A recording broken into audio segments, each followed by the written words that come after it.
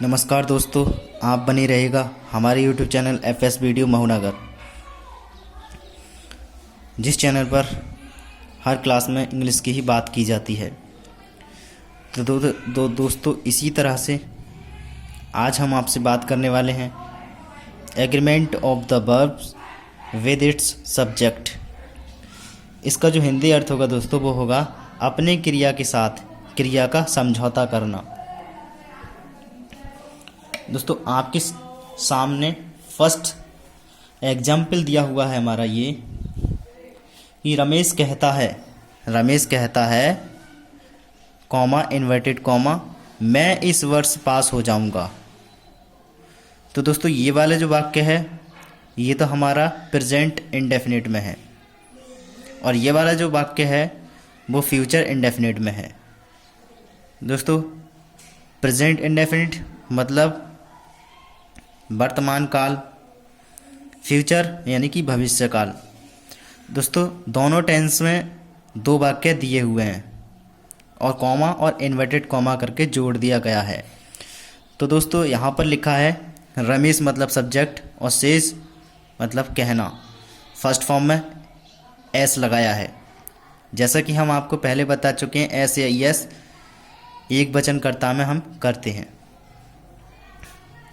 और दोस्तों ये है आई मतलब मैं, सेल हमारी सही क्रिया हो गई, पास और ये पास किया गई, दिस इस और ईयर वर्ष।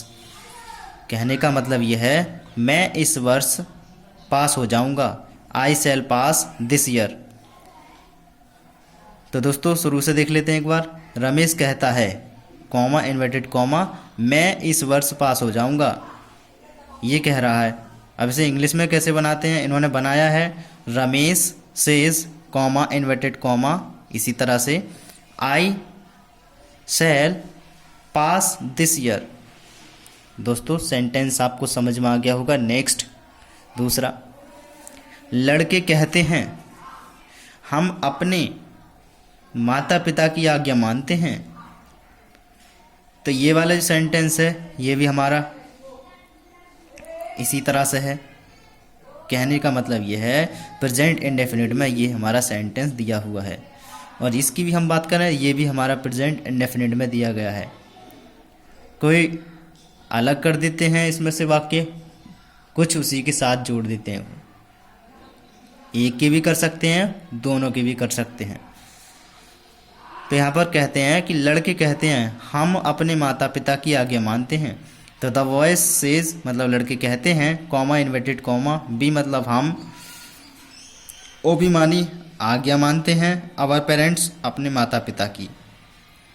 तो the voice says comma inverted comma B obey our parents, लड़के कहते हैं हम अपने माता पिता की आज्ञा मानते हैं। नेक्स्ट, मैं कुछ नहीं कहता हूँ, मैं कुछ नहीं कहता हूँ।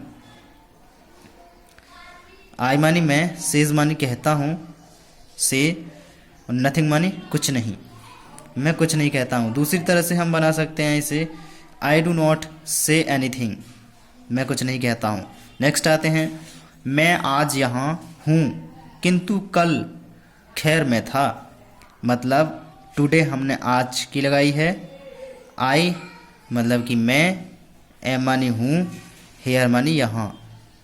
तो टुडे आई एम हेयर, या ऐसा भी कर सकते हैं आई एम हेयर टुडे। तो दोस्तों इन्होंने अलग तरीके से बनाया, आप भी बना सकते हैं। वट मतलब किंतु, यस्टरडे कल, और आई इसी की बात चल रही है, मैं की बात चल रही है।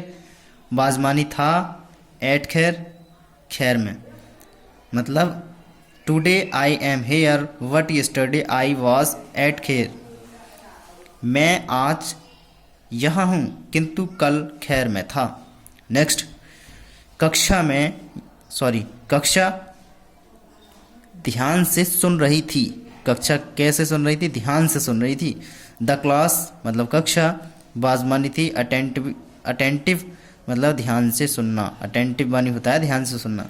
कक्षा ध्यान से सुन रही थी। The class was attentive. Next आता है 7वां, समाचार ठीक है। द न्यूज़ मतलब समाचार, इज मानी है, करेक्ट मानी सही या ठीक। दोस्तों सेंटेंस बन गया और ये काय के बनने हैं वो आप इस तरह से ध्यान रखें।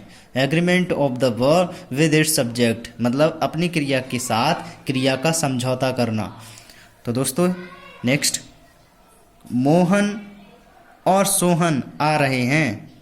कहने का मतलब ये जो हमारा पूरा वाक्य है वो किस में है, प्रेजेंट कंटिन्यूअस में वाक्य है। कैसे बनाया है, मोहन मतलब मोहन, एंड और सोहन, सोहन आ गया, आर मानी है मतलब आ रहे, कमिंग मानी आ रहे और आर मानी है मतलब मोहन और सोहन आ रहे हैं, मोहन एंड सोहन कमिंग। दोस्तों सेंटेंस कंप्लीट है। नेक्स्ट 11वां, सुभाष और उसके मित्र कॉलेज में दाखिल हो चुके हैं। तो सुभाष एंड और हिज फ्रेंड्स उसके मित्र, हैव यानी बात यहाँ से पहचानते हैं हम, प्रेजेंट परफेक्ट में हमारा ये जो वाक्य है तो इसलिए हमारी सहायक क्रिया हैव आई है। ज्वाइंट मतलब दाखिल हुए हैं या घुसे हैं, द कॉलेज कॉलेज में, सुभाष और उसके मित्र कॉलेज में दाखिल हो चुके हैं। Subhash and his friend have joined the college. Next 15वां वाक्य हमारा, रमेश या हरीश काम कर चुके या कर चुका है।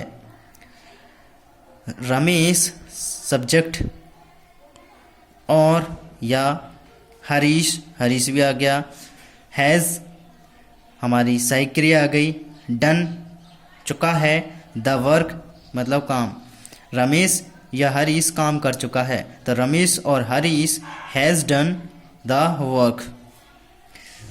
दोस्तों ये थे हमारे आज की क्लास के सेंटेंस। और दोस्तों आपको हमारी ये क्लास कैसी लगी है ज़रूर बताना। और दोस्तों अगर आप इस चैनल पर नए हैं तो दोस्तों चैनल को सब्सक्राइब कर लेना।